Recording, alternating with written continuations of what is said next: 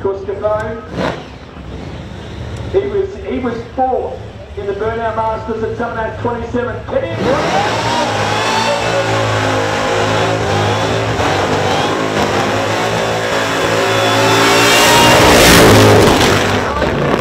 for Cafone. Oh, and the fire goes away. The fat rat. Cocked it in a hat by the look of it. Looks like he had the carbs on it, now he's got the injection. He can fire it up. But keep an eye on him. Is he in or is he out? He's out. Door is opening.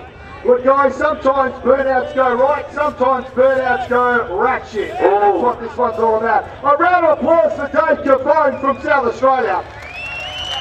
By the looks of things there, Jace, a fair amount of fluid at the back of the car. Yes, that doesn't look good.